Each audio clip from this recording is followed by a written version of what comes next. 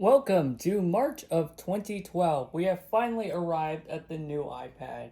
With the 9.7-inch display, with the A5X chip, with the 30-pin dock connector, and of course with the Retina display, which you have to turn on to see. You know what? This is just an iPad 2. This is not the iPad 3 or the new iPad, as I promised you in the thumbnail and are contractually obligated to show you. This is the actual iPad 3. But the fact that I was able to fool you for about half a minute shows that, yes, they look fairly similar. And there are a lot of things that are super, super similar about these two, right? Of course, the design being one of them.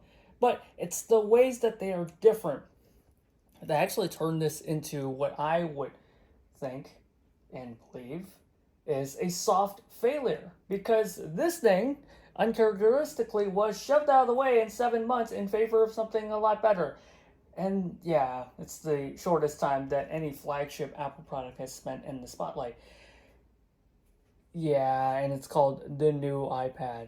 What a horrible name. Couldn't they just have called it the iPad 3? I mean, they're comfortable calling the iPhone, that just came out, the iPhone 4S, despite it being the fifth iPhone. But they are hesitant in calling this the iPad 3. But yeah, it's been only 7 months in the spotlight because it just provided all those features, those LTE, A5X, Retina display. They're all kind of super meh in execution that made it such a weird device. And honestly, a device that is not very fondly remembered for a lot of reasons. But today we're just going to really take a look at the iPad 3. Is it really that problematic? Is it really that big of a failure? And also, of course, we're going to look at iOS 5. But again, as I've managed to trick you in the intro, right? It's important to surmise that exteriorly, it looks very similar to the iPad 2.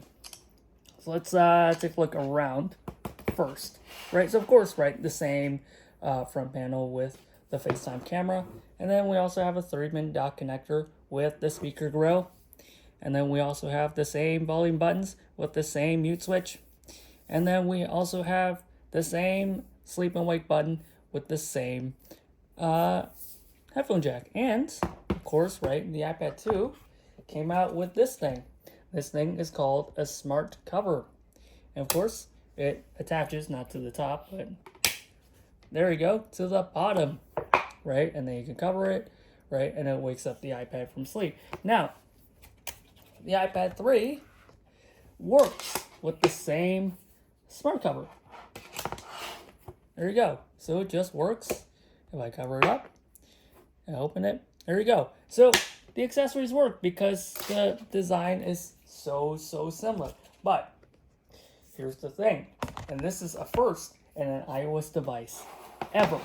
It is actually heavier and thicker than the iPad 2. Actually, you can see here that it is slightly thicker, or this is actually not that helpful. That just going to show you just thicker. There we are. You can see it properly.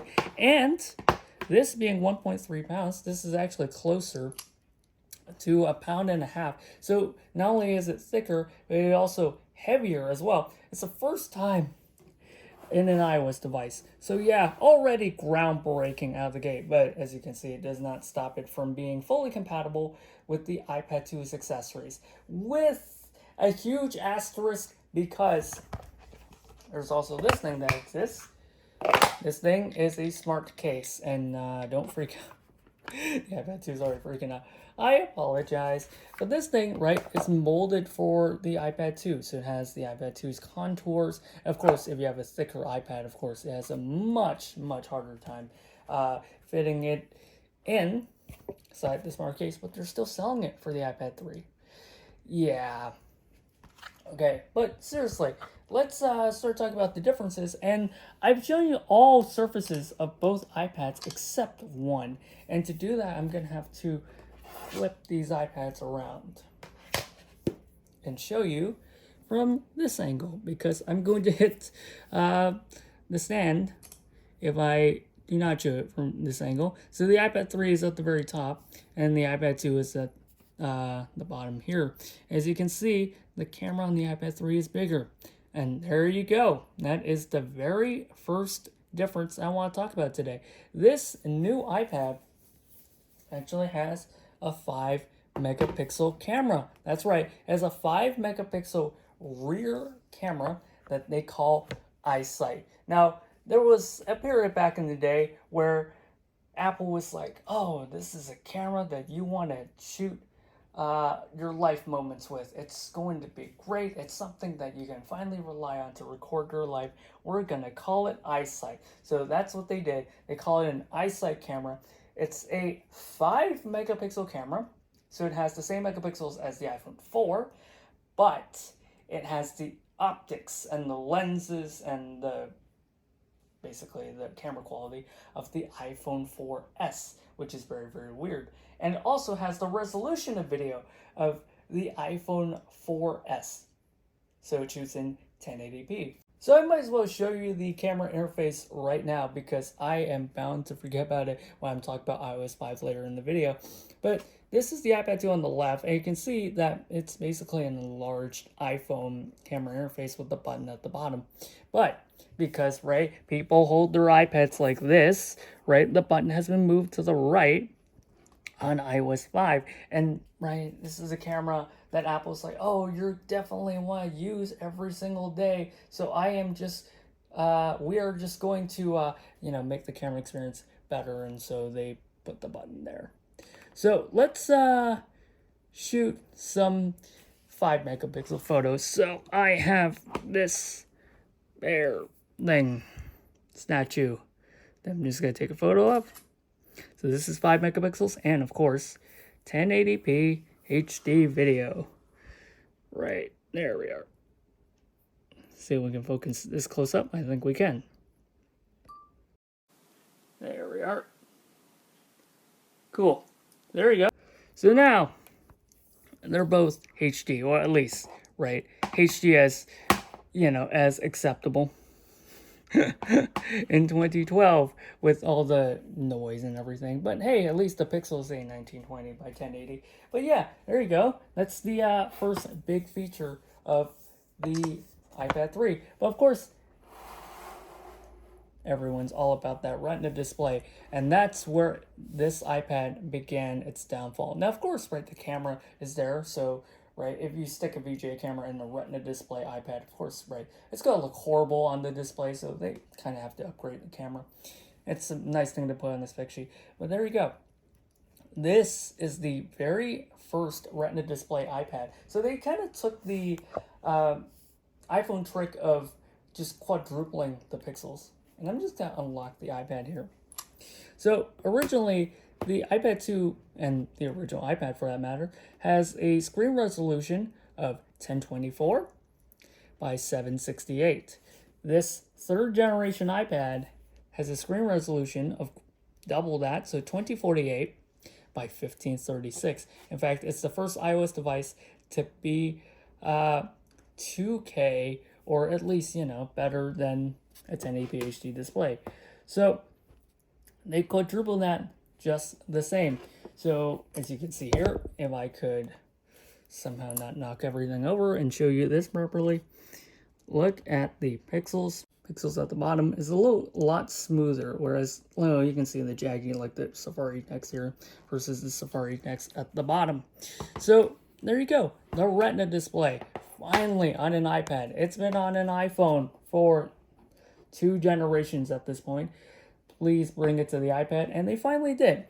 Now, there are some hidden things that prevented them from bringing it to the iPad 2, because by then the Retina display iPhone's already in there, out in the market. So, it makes sense to bring it to the iPad immediately. They didn't, because this is running the A5 chip, and I'm running a 1024 by 768 display. So obviously something that's bottlenecking the A5 chip. Now, they could have used the A6 chip. Now, previously, right, with Apple chips, Apple silicon chips, right, it goes to the iPad first. So the first iPad got the A4, and then the iPhone 4 got the A4, right? And the iPad 2 got the A5, and then the iPhone 4S got the A5, right? So you would think that the iPad 3 would come with an Apple A6. Not the case. It actually came out with the Apple A5X chip. And yeah, judging by the name, you could tell that, yeah, it's basically a supersized A5. In fact, they would call the X that it stands for quad core graphics.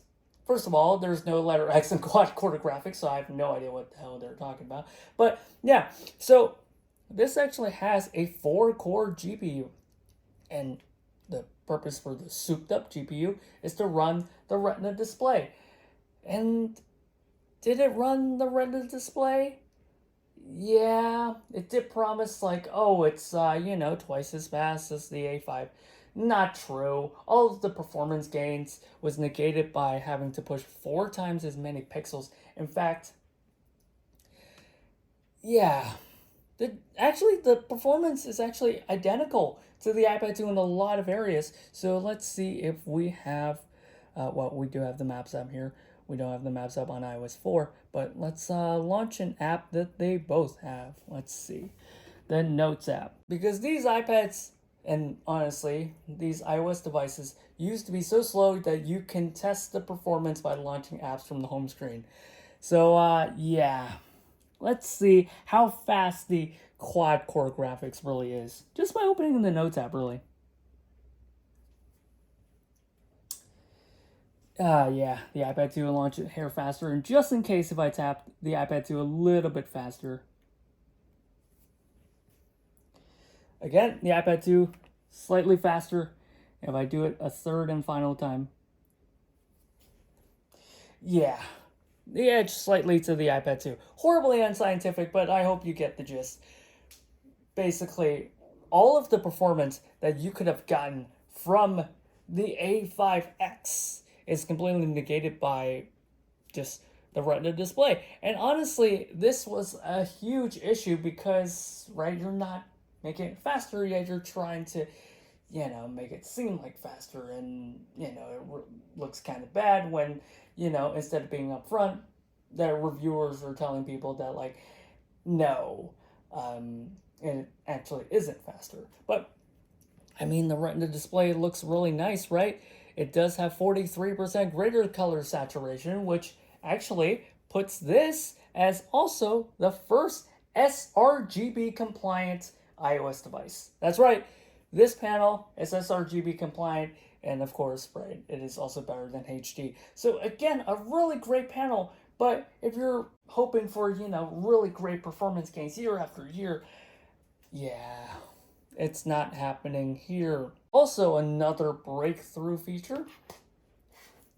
It all has to do with this thing here. This is the antenna, right? So you have one on the iPad 2, and then you have one on the iPad 3. Now, actually, the iPad 3 is the very first one to have 4G LTE. That's right, even the iPhone 4S only has HSPA 3G. It does not have what we now know today as 4G LTE. So, of course, the iPad 2 has Wi-Fi and 3G, and this is what it's called, Wi-Fi and 3G. And they'll call it Wi-Fi and 4G, right? Which is fine, except when it's not fine, because when Australians try to use, you advertise as Wi-Fi and 4G, some could use the 4G service. It did not work with the 4G network in the country. In fact, it's not just Australia. In fact, a bunch of countries would not have bands that work with the 4G signal in the iPad 3. So, what does that mean? That means that Apple got sued for misleading marketing because you told people that it is Wi-Fi and 4G. And actually, this is what caused Apple marketing to abandon Wi-Fi and 4G, because they would just call it from now on Wi-Fi and cellular. Yeah. So we have a chip that isn't faster, a display that is straight in the chip, heavier and thicker, and yeah, a 4G that doesn't actually deliver 4G. In hindsight, this was a great testing ground, right? The X chip and 4G And the fact that, this is done before the first iPhone with 4G means that, yeah, the all the big kinks and issues with switching to a brand new wireless standard, um, got ironed out. But it has to come with this iPad, which is a shame because, again, a lot of what this iPad is doing is ahead of its time, right? It does have 4G. It does have a Retina display. It does have an sRGB compliant HD display. It does have the A5X chip. It does have the eyesight camera, which is actually given rise to, scanning the documents. But the chip was disappointing. The 4G situation was horrible. It is thicker and heavier. That practically nobody had a perfect word, especially when the iPad 2 was so gangbusters and universally loved. What a low that has dropped into, and honestly, still, it's a great tablet, but still, it has so many things, considering it's just Apple, that a lot of these things just got really out of proportion. Honestly, this has to do with Apple too, with the standards that they set and with the promises that they made. But yeah, it is a bit of a stumbling block. You would expect 4G to work fine. You would expect the chip to actually be faster, and you have a great display. And at the end of the day, it only delivered 1 out of 3 things. And some of these displays would even yellow. This one did not. But hey, I mean, what can you really say about this? Um, but I mean, that's why it got unceremoniously killed off after 7 months with the iPad 4, and it fixed a lot of things that the iPad 3 really should have fixed and really should never had in the first place. But you stumble every now and then. It's forgivable. But yeah, that's the iPad 3. And honestly, I kind of just wish that it would have launched a lot better, considering how great the iPad 2 and the iPhone 4S are. Yeah, it's just a shame because it does a lot of things really, really well. It does a lot of things that are ahead of its time, but not well enough. It's still a really good tablet. It's still really, really fast, but it's just not fast enough. And the 4G situation, it does work in the US, but it's just kind of spotty everywhere else. They would fix that with the iPad 4, but unfortunately, you have to sit through 7 months. And I feel for the people that bought it, in September. The iPad 4 came out in October. That they had to be stuck with this. Well, they actually had a slightly tweaked return program, so you can return one of these for an iPad 4 if you so wish. So you can get the 4G that you're actually promised. You can actually get a faster chip and all of that, and the 5 megapixel camera and all of that. But no. But hey, it comes with iOS 5 and it has a very nice wallpaper. So yeah, this is the first iOS 5 iPad with its own wallpaper, right? So the iPad and the iPhone got the same wallpaper, but for iOS 5 it got a different wallpaper. Mostly because it looks already enough like an iPad 2. If I don't give you a new wallpaper, says Scott Forstall, the head of iOS at the time, it's got to look the same. But of course, right, iOS 5 has a ton of features, right? I talked about them in the iPhone 4S video. So in settings, right, of course you have iCloud, right? Of course you have the new iMessage app, which of course allows you to communicate with iPhone and iPod Touch for free, right? So where I see that the iPhone 4S, of course, you have the Music app, which is just the Music app, but it follows the iPhone in adopting the Music app instead of having it been called iPod, which I've showed you is not the case. In the iPod Touch, of course, you get Newsstand, you get reminders. There you go. So the same thing as on the iPhone. In fact, you know what? Just to show you it's the same. Buy iPad. There you go. And right, classic iPad interface. And of course, it's also available in landscape mode. And of course, I can adjust it to remind me at a time. And look at that. That is the home screen gesture. In fact, I'm just going to do this again. home screen gesture. This is also introduced. Now, this is just for the iPad on iOS 5. I can do that. In fact, I can take 4 or 5 fingers, so you can do that with 4 fingers as well, from an app to another. There you go. 4 fingers, 5 fingers. This is new on iOS 5. Now, of course, right, you have Notification Center, and of course, the new notifications also came to the iPad. Now, even though it has the A5X chip, it does not have Siri. So if I hold down the home button, it does nothing.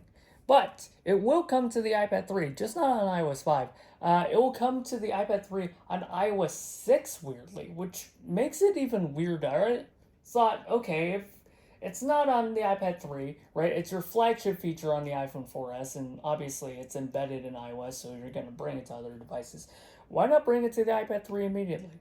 I couldn't figure out a reason why, other than the fact that they want to boast the iPhone 4S a bit.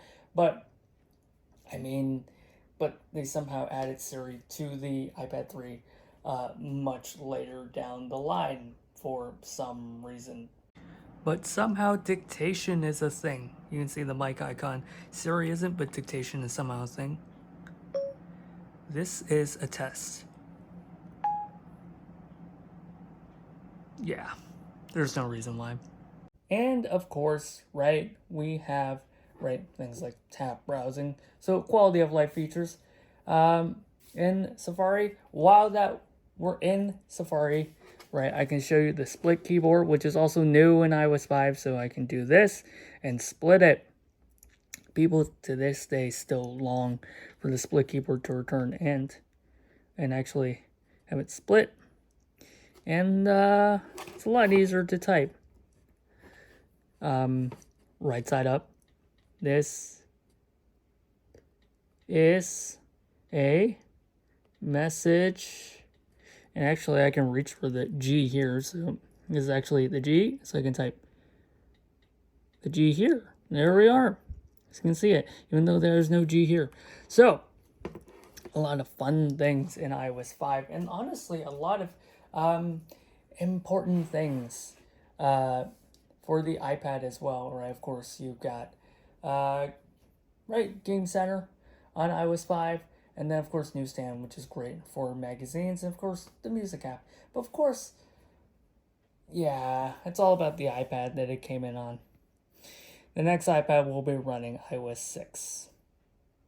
And again, it's also weird because now, right, the iPhone has switched to a fall release schedule. So now the iPhone's in the fall with the iPhone 4S. So you have this iPad in the middle of a cycle running, an iOS that is at its halfway point that you'll have to upgrade to iOS 6, right? You might want to have, especially for iOS updates when they come out in the fall, that you want to have a more regular cadence, right? So your iPad isn't completely out of sync with your iPhone.